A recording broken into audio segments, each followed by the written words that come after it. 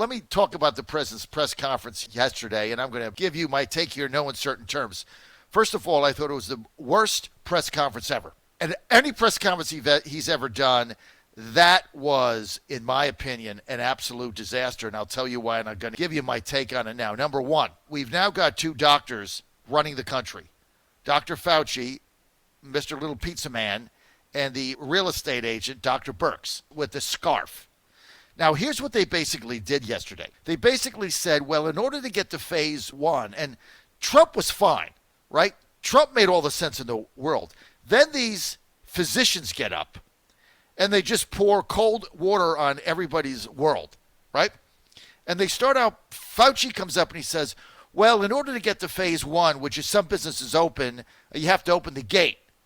And in order to open the gate, we need 14 days of decreases in the number of coronaviruses. Otherwise, we're going to shut the gate. Really? Okay, let's see what this means. On the same token, we're dramatically increasing the testing. So everybody's getting tested, which means the number of people with the virus is going to go up dramatically. The real number is the people with the virus who die, which, when it's all said and done, is going to be at about 3 out of 1,000, which is about what the flu is, the regular influenza, when it's all said and done. There's a study in Stanford now which says that when it comes out, that they expect 1/3 of America to get this. Therefore, the numbers will never go down. The more you test, the more people have it. The number that goes down is the percentage of those people who die. Does that make sense? So that's flaw number one. Here's the second flaw in it. The president turned the whole thing over to the governors. Okay, so let me get this straight. So the Democratic governors in swing states that hate Trump, Michigan, Pennsylvania, Minnesota, Colorado, New Mexico, North Carolina, you want me to continue? Wisconsin. So the governors in the swing states that Trump has to win in order to get reelected have all the power over their economy. So what are they going to do? Because this is now all about politics and has nothing to do with your health, zero to do with your health. Because when the final numbers come out and we see the number of people that A, had the virus versus the number of people who died, it's going to be on the same par with influenza. Regular flu. 60,000 people dead. Happens every year. It's going to happen again. When you look at the number of people that actually had this. So what are these Democrat governors going to do? They're going to slow walk their economy. They're going to make businesses suffer. They're going to eradicate and assassinate as many small businesses as they can, which represent Trump's base. I'm giving you reality. This is what they're going to do. They're going to assassinate, economic assassination of as many small businesses as they possibly can, because small businesses are the enemy of the entire DNC. They're the enemy of their power. They hate them. So they're going to put more regulations on them. They're going to slow walk it back. And along with that, they're going to keep their electorate depressed. That's why Michigan Governor Whitmer, see, they know that if Trump wins Michigan, he gets reelected. Oh, the first thing they have to do is he can't win Michigan. The first thing the Democrats have to do is win Michigan. Stay with me. So what does Whitmer do? So Whitmer, not only does she shut the state down and destroy all small businesses, and right now put 25% of her entire Michigan workforce on the unemployment line, which those numbers are out today, that's not enough. She has to ensure a Biden victory in Michigan. So let's now keep the people depressed. Let's keep you inside. You can't visit your neighbor. That's depressing. You can't paint your house or paint a room or paint your home or paint a porch and brighten it up. That's depressing. You can't paint something because if you paint something, you might feel better. No, we want you to feel miserable. You can't go to your house at the lake. You can't go to your beach house. You can't go to your cabin on the peninsula in Michigan if you have one. Why? We want to keep you depressed. You can't plant a flower. Why? Flowers bloom.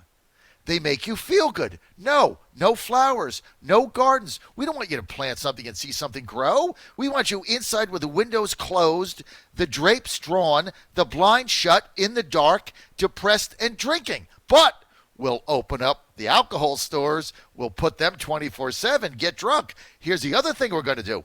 We're certainly not going to restrict an abortion. You can go and get that. They're all open.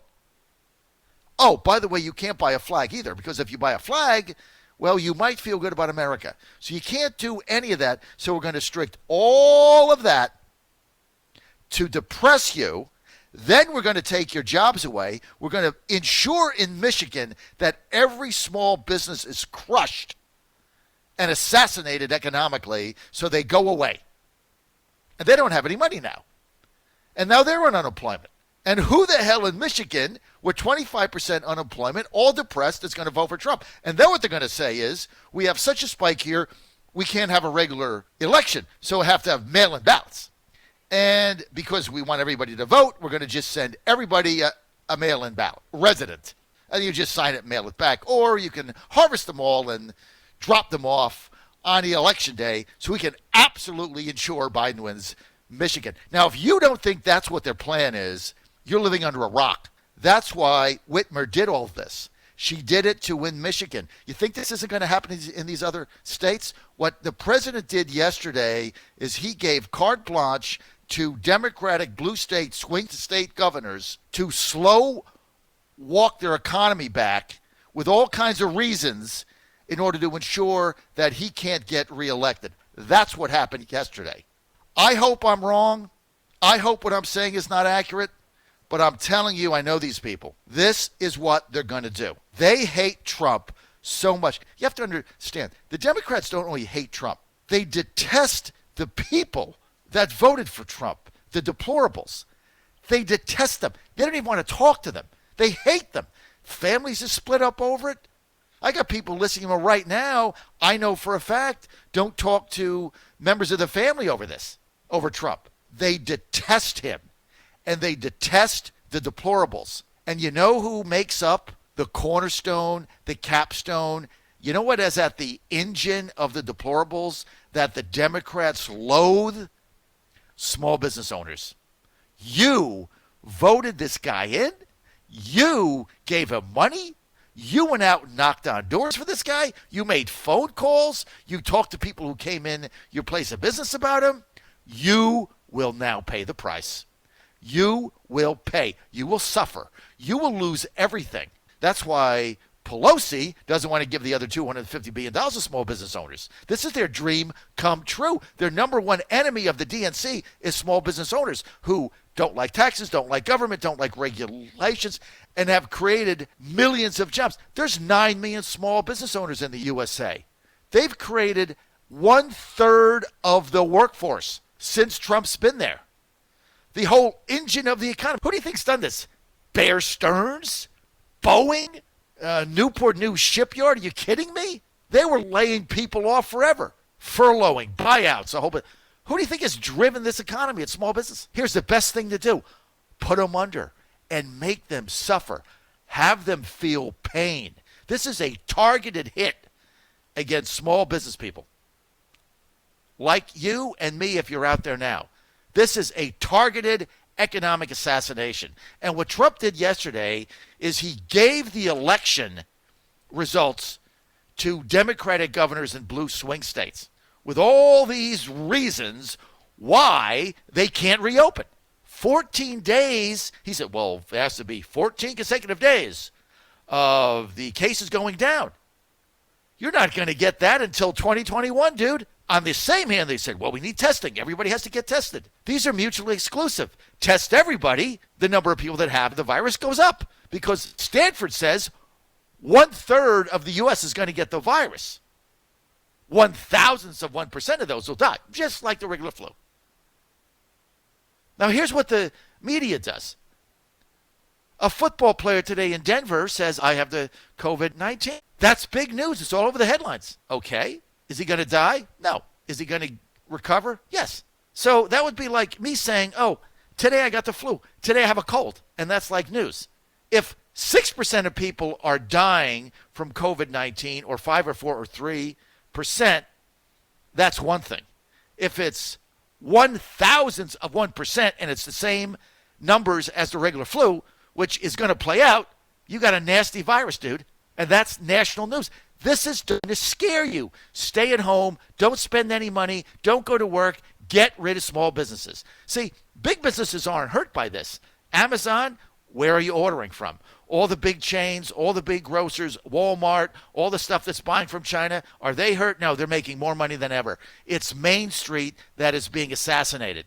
What you saw play out yesterday is Dr. Fauci and Dr. Birx and the president giving the keys to the election to a handful of blue state Democrat governors who will make their people suffer indelible harm in order to get Trump out. That's what happened. And you know I'm right. You can mock me. Blue Virginia can get this tape and put pieces up, but in your heart, you know I'm right. Now, the only way out of this is a red state revolt. But the problem is they laid guidelines out that if a red state violates the guidelines and somebody gets sick, it's in the New York Times. Yesterday, the New York Times prints a piece out blasting Jerry Falwell and Liberty University because a couple of people there got sick. The people are getting sick all over the world. The more you test, the more people get sick. They even had somebody in there who wasn't tested positive, but a student that said that he had symptoms. He had symptoms. That was in the article. And by the way, they had the Jerry Falwell interview there with me. That was, I think, on Tuesday or Monday or Tuesday. I think Tuesday they had the Falwell interview with me, and they identified me as a Trump campaign operative. Really? Said by the New York Times, who are DNC Joe Biden operatives. At least I admit where I come from. What a bunch of lying slime balls in the New York Times. Now their goal is to take down Liberty University. I got to hand it over to my 15-year-old. He's only 15, Joseph. All this was going down. He heard the Falwell interview. You know, he's a baseball player, and he works really hard. Folks, whatever happens, this kid has a work ethic like I've never seen. He's got a gym in his garage, works out every day, runs, does his baseball training. I mean, he has a tremendous diet. Everything is regimented. He wants to be a ball player. And he's good enough, I think, over time where he's probably going to be able to go anywhere. He heard the Falwell interview, and he said to me, get me the name of the Liberty baseball coach. That's where I want to go. I want to go there. Well, the fact that Liberty can attract people like my son who's Christ-centered and they heard Falwell, like, I want to go there.